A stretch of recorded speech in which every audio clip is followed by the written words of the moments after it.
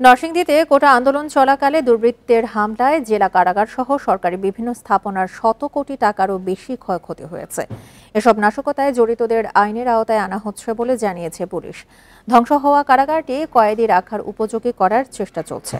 নরসিংদীর সবশেষ অবস্থা নিয়ে জানাতে যোগ দিচ্ছেন আমাদের সহকর্মী মোহাম্মদ আসাদুজ্জামান। পালিয়ে যাওয়া কয়েদিদের ধরতে যে অভিযান চলছে সেটির কার্যক্রম কত দূরে গিয়েছে? আর নরসিংদী কারাগার থেকে আমরা সবাই জানি যে অনেক বিপুল পরিমাণে অস্ত্র লুট হয়েছে। সেক্ষেত্রে এই অস্ত্রগুলো তো এখন সাধারণ মানুষের জন্য এক পরিমাণে আতঙ্ক সৃষ্টি করেছে।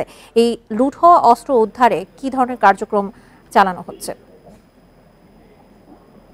আপনি জানেন যে 826 কয়েদি পালিয়ে যাওয়ার সময় 85টি অস্ত্র নরসিংদী জেলা কারাগার থেকে লুট হয়। আর আপনি জানেন যে এরই মধ্যে কিন্তু পুলিশ 41টি অস্ত্র উদ্ধার করেছে। বাকি অস্ত্র কিন্তু আসলে অনুদ্ধার অবস্থায় রয়ে গেছে। আর আপনি জানেন যে এরই মধ্যে কিন্তু যে কয়েদিরা আদালতে আত্মসমর্পণ করছেন, থানায় আত্মসমর্পণ করছেন, এরই মধ্যে অর্ধেকেরও বেশি অর্থাৎ 450-এরও বেশি কয়েদি জেল আদালতে এবং থানায় আত্মসমর্পণ করেছেন।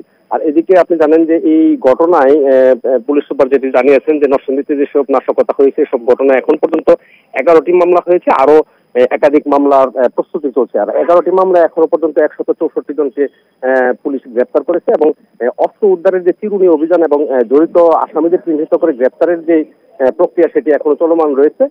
পুলিশ যেটি বলছে যে সিসিটিভি বিভিন্ন রাস্তায় যে সব সিসিটিভি ফুটেজ তারা পেয়েছেন সেসব সিসিটিভি ফুটেজ থেকে আসামিদের চিহ্নিত করে তারা দেখে তারা চেষ্টা করছেন কারা এই ঘটনায় জড়িত এবং তাদেরকে গ্রেপ্তার করার যে চেষ্টা এবং অস্ত্র উদ্ধারের যে অভিযান সেটি চলমান রয়েছে। নরসিংদী থেকে জানাচ্ছিলেন আমাদের সহকর্মী।